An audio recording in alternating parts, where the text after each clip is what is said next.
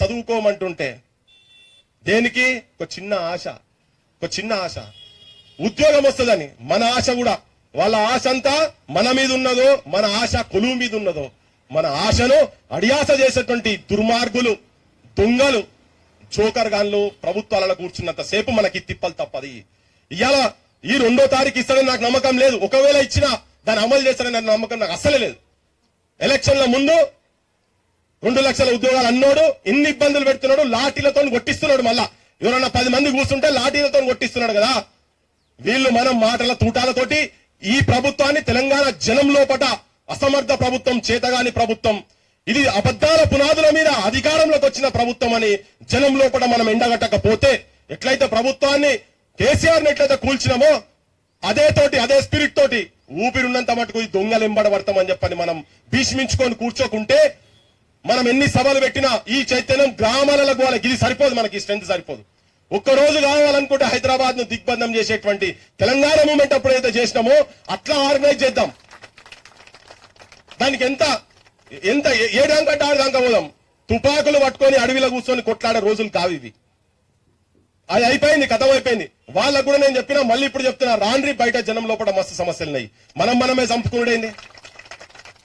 ఏలు నీదే, కాళ్ళు నీదేరో, కన్ను నీదే, ఏలు నీదేరో అనుకుంటా తిరిగినాం కదా. అటు చూసా వీళ్ళు వాళ్ళు మనోళ్ళనే, అటు వాళ్ళనే. ఇటు చూసినా ఇటు వ్యాసును వాళ్ళని చంపిండ్రు, అటు పోతే పెద్దలు కేశవరావు కావచ్చు, పెద్దలు అప్పారావులు కావచ్చు, ఇటువంటి వాళ్ళు చాలా మందిని చచ్చిపోయారు. ఒక అద్భుతమైన మేధస్తున్నటువంటి వాళ్ళు, ఆర్ఈసీలటువంటి వాళ్ళు కూడా, కేఎంసీలు ఆర్ఈసీలలో చదివిన వాళ్ళు, ఉస్మానియాలో చదివిన వాళ్ళు అడవులలో పోయి ఉద్యమాలు చేసుకుంటూ కూర్చున్నారు. సమస్యలు ఉన్నాయి, వెనకటి కాలం పోయింది. బయటికి రాండి, ప్రజల లోపల రాండి, ప్రజలకు ఓటు చైతన్యం తీసుకొచ్చి ఈ సమస్యల గురించి కొట్లాడాల్సిన అవసరం ఉన్నదని చెప్పి నేను టాపిక్ డైవర్షన్ గురించి అని మాట్లాడతలేను. కానీ మొన్న పోయిన దాంట్లో మీ లెక్క బస్సులలో పోయిన దాంట్లో కూడా ఒక చెల్లె మొన్న ఎన్కౌంటర్ అయి చచ్చిపోయింది. అందుకే చెప్తున్నా, ఎవరు ఆయుధాలు పట్టాల్సిన అవసరం లేదు. మన మాటలు సబ్జెక్ట్ ఇవ్వాలి. మీరు ఎన్ని నినాదాలు వేసారు కదా, ఈ నినాదాలు మన సెల్ ఫోన్లకెళ్ళి జనం లోపల తీసుకుపోయి పోరాటాలు చేద్దాం. పోరాటాలతోనే అవుతుంది. ఇప్పుడున్న రాజకీయ వ్యవస్థను మొత్తం తెలంగాణ ప్రక్షాళన చేయకపోతే మనకు, మన భావి తరాలకు ఎట్లయితే 369 మంది తర్వాత 12 మందికి సావుకు సార్థకత ఉండదో, మనం కూడా గట్లనే కృంగి కుషించి పిహెచ్డి చేసిన వాళ్ళు అమీర్పేటలో కూర్చొని, హైదరాబాద్ సెంట్రల్ యూనివర్సిటీలలో పిహెచ్డి చేసిన వాళ్ళు అమీర్పేటలో కూర్చొని కూరగాయలు అమ్ముతున్నారు.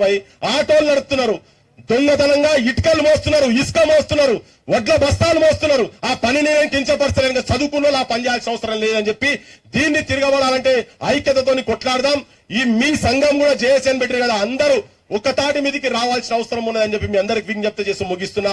జోహార్ తెలంగాణ మన వీరులకు, జోహార్ తెలంగాణ మన వీరులకు. మీ ప్రతి డిమాండ్ కు అవుట్ రైట్ సపోర్ట్ ఉన్నది, ఉంటది. మీరు వెనక ముందైనా మేము మాట్లాడతాం, బరాబర్ మాట్లాడతాం. మీరు కూడా వెనక ముందు కాకుండా ఉండేది ఉంటే సాధించుకోగలుగుతాం. జై తెలంగాణ.